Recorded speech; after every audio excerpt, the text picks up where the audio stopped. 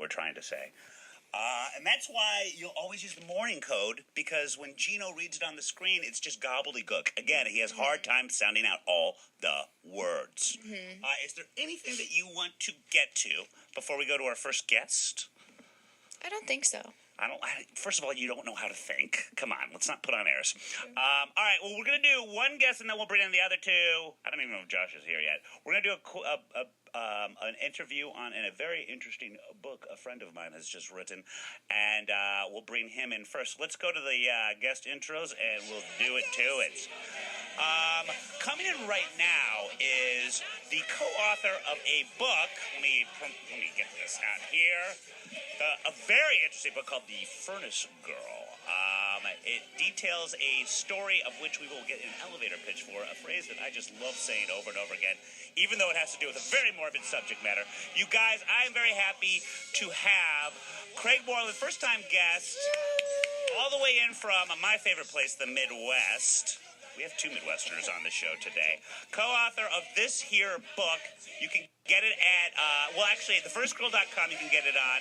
And I believe the Twitter address is The Furnace Girl as well, correct? That's correct. Craig, thank you so much for having us. Oh, and I should also mention he is the co-founder of Margot Moreland Charitable Foundation, which supports children afflicted with cerebral palsy. Oh, gosh. You're such a nice person. Yes, he's the opposite of you. Yeah. In fact, keep your distance, please. I don't want your terribleness to rub off on him. Greg, thank you so much for coming. This is such a convoluted story. I'll be interested to see how concise you can actually make it, but it's fascinating, but really all over the map. If you want to have at it, I guess. Okay. Let me see if I can get this and prop this here. So 90 years ago today. Yeah, it's crazy. Well, actually, a little bit. Well, 90 years ago tomorrow, she will pass away. But 90 years ago, on the 30th of October, 1928, a 30-year-old woman from a suburb of Chicago was found naked and burned in our town's village hall, which also served as the police and fire station. So weird. Yeah. So when she was discovered, they found her alive. Her fingers were burned to the knuckles. Her toes were burned off. Her feet were burned to the core, to her bones, and the back of her scalp was burned. Oh. So she's taken to the hospital in town where she lives for 4 days, where she tells all these different versions of what took place. One being that they first thought that she was beaten and drugged there to die, but then she starts changing her story, saying that I did this to myself. And that's when things start going really crazy. There's a suspect comes out who's a chauffeur from Lake Forest who has fled to Texas, who calls and says that he had burned her. They extradite him back from Texas with the local sheriff. He tries killing himself 5 times while on the train, and when they get him back to the courthouse, he tries to leap to his death, handcuffed with the policeman, and they're dragging the policeman back to keep him from going over. There's a person from Chicago who writes a letter saying he's a reincarnated Egyptian priest, and he had helped in this sacrifice for her to help self-purify and burn herself. Oh, wow. But the lead suspect who comes up in this is a gentleman who lives 2 blocks from the village hall, and his name is Charles Hitchcock, and he was a former silent movie actor who actually acted with Charlie Chaplin in some old films. And as it's found out, she was a door-to-door encyclopedia sales girl, which is kind of unusual for that time back in the 20s in itself. But it was found that she was taking lessons from this gentleman because he taught elocution lessons or salesmanship lessons. And that wasn't funny. And in addition to that, he had tried to make it in acting and didn't. And so he kind of pieced together a living doing 3 different jobs. And the other job was he worked at the village hall as our police night dispatch. So she was coming to visit come on. He's closed. It was that guy. But he had a broken leg, though, right? That is correct. So Hitchcock... Allegedly. So Hitchcock has a leg injury that he had suffered a week before. And actually the doctor who's treating Elfrida Knack, which was the woman who was burned at the hospital, had treated Hitchcock himself, so it wasn't a fake injury. He sustained it somehow. But it ended up just turning into this crazy case that ends up going to a coroner's inquest up in Waukegan, which is a suburb north of where we are, where they determine the cause of death. And what the coroner's inquest comes up with is that it was suicide, that she did this to herself. Yeah. Exactly. Man, if I've learned anything from all the real crime shows I watch, She watches a lot. when it's deemed a suicide, it sometimes isn't. That was very authoritative right there.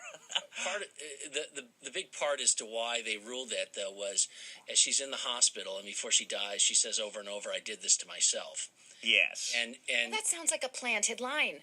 Like someone told her to say it. Perhaps. Well, Well, sound mine. yeah, well, and there's this strange relationship where 2 weeks after she dies, another woman surfaces who is a friend of hers, who she had been selling books to from a neighboring community, and there was clearly some type of love relationship going on between, as you read these letters, right? Yes. So her brothers, she came from a large family, her brothers suspected foul play, so they hire the detective who was hired by the state's attorney's office to further investigate the case. So it continues for another month.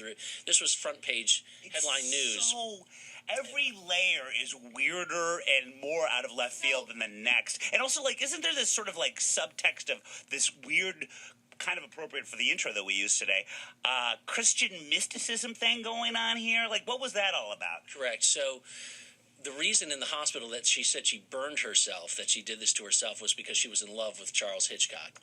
And back in this time, back in the 20s, there was kind of this spiritual movement where people were burning themselves to purify themselves of sin. There were actually, I've actually read stories when I researched this of like people in a steel mill throwing themselves into a vat of boiling steel because they felt they were going to kill themselves, but they wanted to purify themselves by burning in that process. I'll never understand the phrase "the good old days," Wait, particularly when. and yet, not until recently, well, maybe this is just for the Catholic Church, but cremation was not seen as an appropriate way to move on into the afterlife. Yes, only recently did the church say that cremation is A-okay.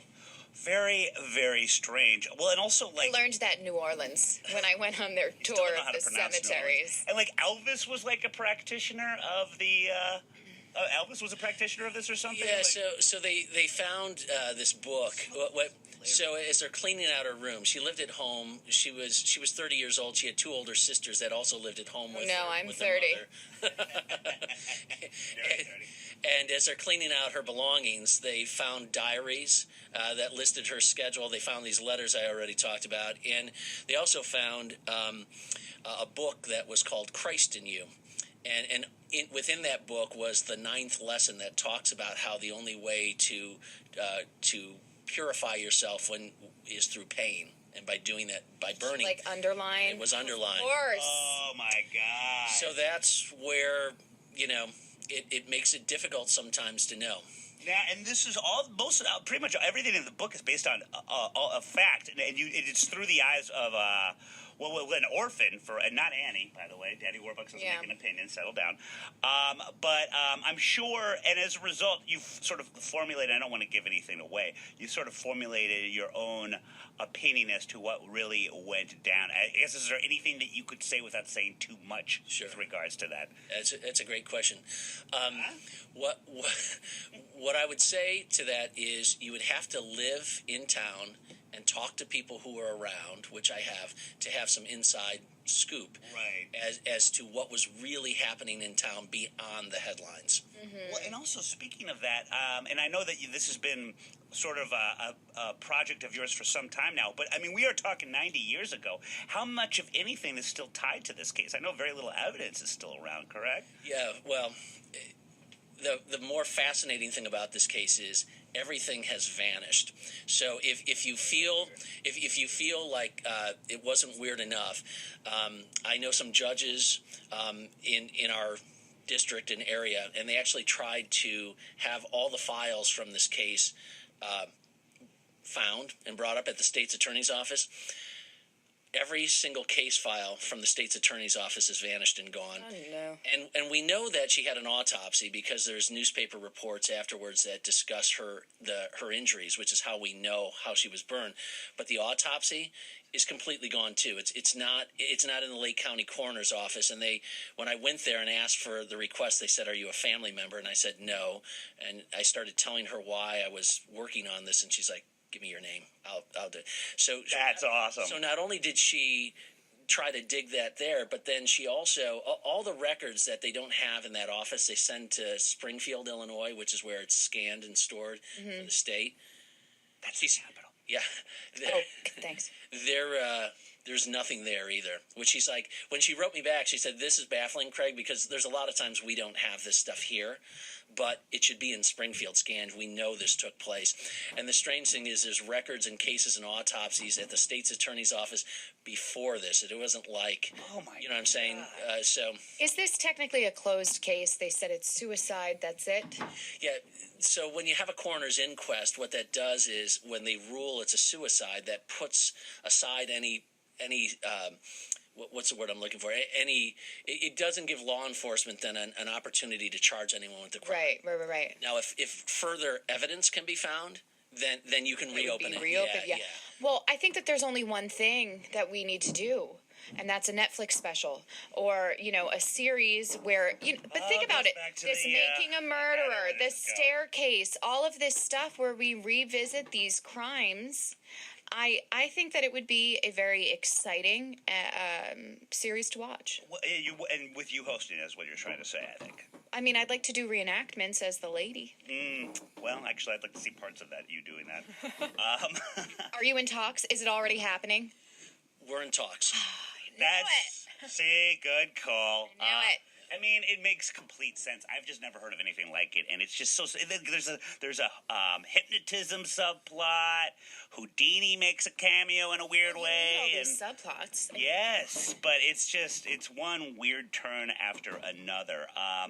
Any other things that just come to the top of your head of just weird discoveries along the way that just weren't at the time available to the public up until recently, I guess. Yeah. Well, here's the biggest kicker.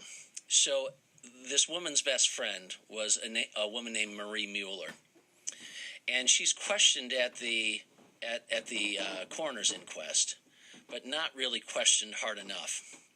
And I'm not giving away anything from the end of the book, but later on in life, she ends up marrying Charles Hitchcock, the suspect, and a relative of hers wrote us a letter back to the Town History Museum saying that this woman that he married, Marie, had stated that the two of them, Elfrida and Marie Mueller, were simultaneously in love with Charles Hitchcock. Oh, a little menage a trois. And that she knew what happened to Elfrida that night, and she would never betray her beloved Charles. And that he was... She offed her. If he had a broken leg, the plan couldn't go as planned. And she did it. Conclusions, you jump into them. Well, I definitely, please check the book out. It's a very fascinating story and excellent research, Craig. At this point, it's probably very difficult, if not impossible, to get a definitive answer as to what happened, but it seems to me like we're a little closer than we used to be, which is extremely impressive considering how long ago it was. Well, thank you so much. Is there anything else that you want to plug or promote before we bring in our other two guests and get to our stupid stories? Well, what I would say is where this came from, though, was I'm a film hobbyist, and so I did a documentary on an orphanage that used to be in our town. Yes. So though this book is about the Knack story, it's really about a boy who comes to the orphanage in our town and his year-long experience of going through that, and he decides to run away, and he becomes the accidental witness to this crime. So the book is more of a heartfelt story that it discusses the whole case and details it and gives a timeline to the actual facts, but it's through a boy's eye who's the accidental witness to the crime. Now, if I may, she is an excellent actress, and sometimes she'll wear a Yankee hat, no makeup, and she has very 12-year-old boy-like qualities. I'm just throwing that out there. I'll take any role I can get. Yes, exactly. She does a lot of shucks and gee willikers, and it's disturbing. Yeah, exactly. It's disturbing, but again, she nails it. Well, Craig, thank you so much. And again, you can get this at thefurnacegirl.com.